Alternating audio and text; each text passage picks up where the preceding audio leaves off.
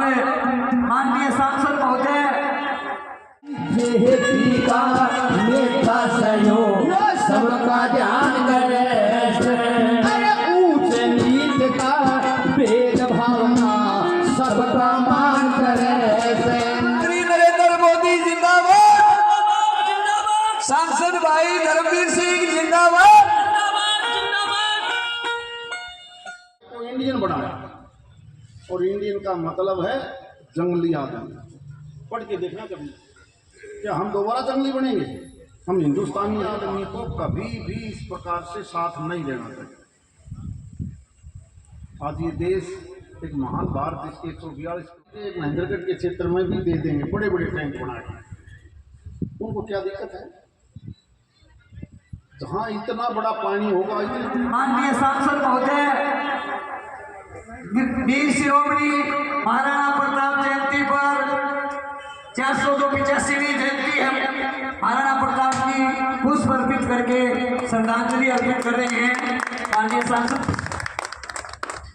स्वागत करेंगे जोनी जी तरफ, और सरपंच प्रतिनिधि बनवारी लाल जी धतरवाल, रमेश जी वर्मा, सुरेश वर्मा, इंद्राजी थालोर, राजेंद्र जी भाटी, हरियाणा रोडवेज, कमलेश जी शर्मा। 2500 क्यूसेक पानी इस हरियाणा के भिवानी और दादरी के महेंद्रगढ़ के क्षेत्र में भी दे देंगे बड़े बड़े टैंक बनाए, उनको क्या दिक्कत है? जहाँ इतना बड़ा पानी होगा, इतने बड़े टैंक बनेंगे, वाटर लेवल तो ऊपर आएगा, वरना तो वो समुद्र में जाता है। वो महीना 1.5 महीना, सावन का महीना में जब कई बार दिल्ली में खतरा हो जाता है, वही तो पानी लाना है, तो उसके लिए भी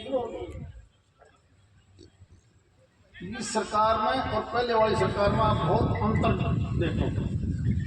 आरोप क्या लगाएंगे ये प्रधानमंत्री जी कहते हैं कि हमें संविधान बदलना है।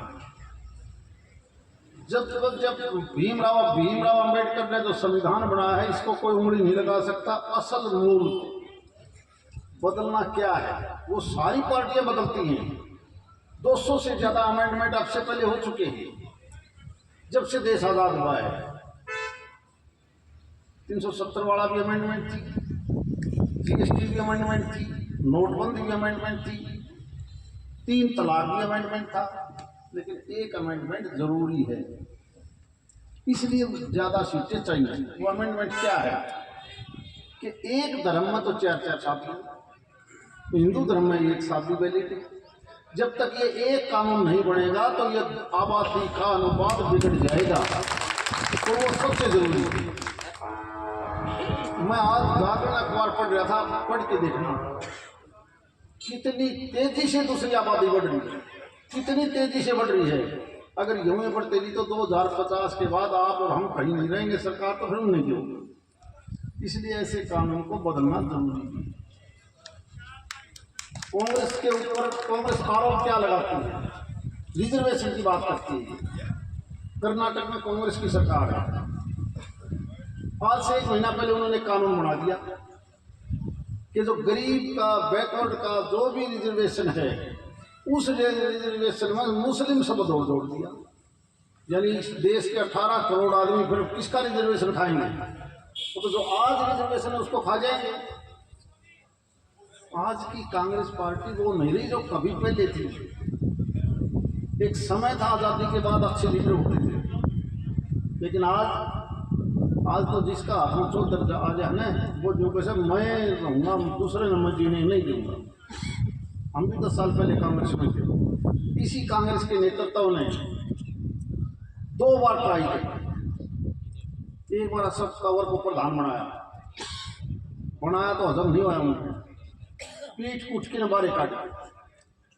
अब शैलजा बनाई, संगठन नहीं बनाने दिया, बल्कि ये उसके पीछे पड़े से शैलजा ने जरूर रावण से किन हो जाओ, तो इसका मतलब एक वहीं मरेंगे और दूसरा नहीं रहेगा। और जिस प्रकार से मैं पहली बार सुन रहा हूँ कांग्रेस में कि टिकट भी पैसे से आने लगे, ये तो यूं सोचते हैं पैसा और लट से हम सब कुछ ठीक कर लेंगे। इस प्रकार का माहौल ठीक नहीं होता, कभी ठीक नहीं होता देश प्रदेश में। हमने रात में आग लगती देखी है।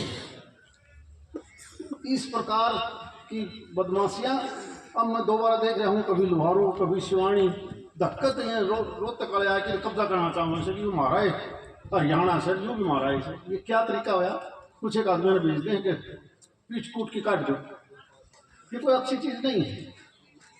ये देश 142 करोड़ का देश है। इस देश के प्रधानमंत्री जी का काम देखिए 10 साल में एक भी छुट्टी नहीं ली है, एक भी छुट्टी। कोई बता दो कोई छुट्टी ली अगले की माँ मर गई 100 साल की थी 2 घंटे बचे तो सरकारी काम पर चलेगा बेंगलोर। क्या हम और आप ऐसा काम कर सकते हैं? उसका भाई आज भी परचून की दुकान खोल रहा है और जब इनका नंबर पड़ जाए तो क्या हाल हो, इनका नंबर पड़े तो क्या हाल हो। ये तो सारा सौदा लंबी लंबी गाड़ी फिर ये वहाँ से आ गया वहाँ से आ गया। ये तो जो सोचे दोबारा इसलिए सरकार आ जा तो हमने खान पीने में जगह मिले तारा अपना व्यापार बढ़ा ली, केवल ये सोच है लोग। इसलिए ये जो चुनाव है ये चुनाव है आपके वोट से क्या है ये देश आगे बढ़ेगा। अपना प्रधानमंत्री का कैंडिडेट क्लियर है देश का, सबने मेरा कि आप सीट जीत रहे हो, आप 400 पार जा रहे हो। उनकी तो पार्टी 200-250 को लड़ रही है। पिछले 2 चुनाव से वो विपक्ष का नेता नहीं बना पाए। इतना बड़ा उत्तर प्रदेश है, 80 सीट हैं। अखिलेश ने शायद 15 या 16 टिकट दी हमको।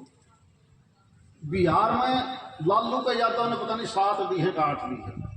वेस्ट बंगाल में ममता बनर्जी ने 42 में से कह दिया लेंगे तो 2 ले लो नहीं तारा ब्याह तो नहीं है।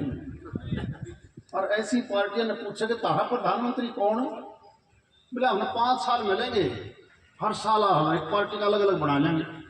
अरे तुम खुद तो बता दो किसने बनाओगे, किसी का तो नाम बता दो। क्या देश का ऐसे नाश करोगे?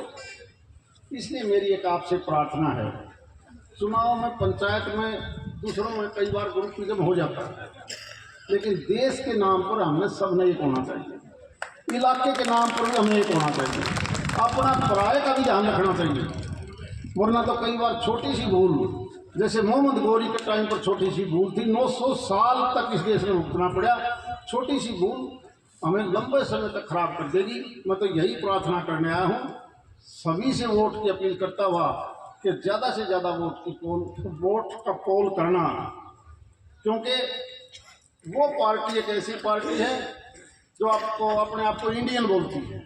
इंडिया गठबंधन, ये इंडिया नाम कब से पड़ा है? हम तो भारतवासी हैं, हम तो हिंदुस्तानी हैं। अगर डिक्शनरी में देखोगे इंडियन का मतलब क्या है, एक बार पढ़े लिखे बच्चे हैं डिक्शनरी निकाल के देखना इंडियन का मीन्स क्या है। अंग्रेजों ने जानबूझ के हमारे को इंडियन बनाया, और इंडियन का मतलब है जंगली आदमी। पढ़ के देखना कभी, क्या हम दोबारा जंगली बनेंगे? हम हिंदुस्तानी हैं, भारतीय हैं, भारतीय बन के आगे बढ़ेंगे। बहुत बहुत धन्यवाद। स्टेज पर बैठे सभी सम्मानित बुजुर्गों, सामने भी सभी मेरे आदरणीय साथियों, माताओं, बहनों और बच्चों, एक समय था जब इस देश को सोने की चिड़िया बोलते थे,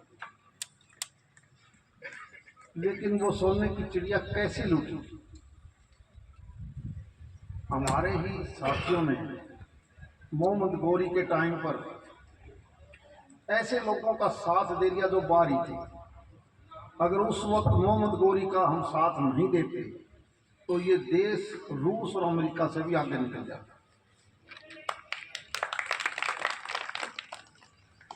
वो एक हमलावर आए और उसके बाद उसी का सहारा लेके बहुत मुस्लिम राज, मुगल राज, अंग्रेज इस देश को 900 साल तक लूटा।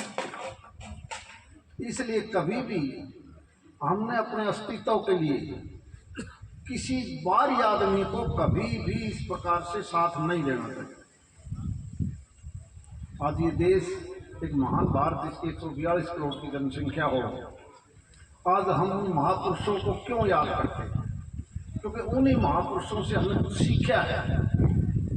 महाराणा प्रताप की जयंती हम इसलिए मनाते हैं क्योंकि उस वक्त एक वो ऐसे योद्धा थे जिसकी वजह से हमारा समाज, हमारा धर्म कहीं ना कहीं बचा। अगर हम भी हथियार डाल देते तो फिर कुछ नहीं बचता।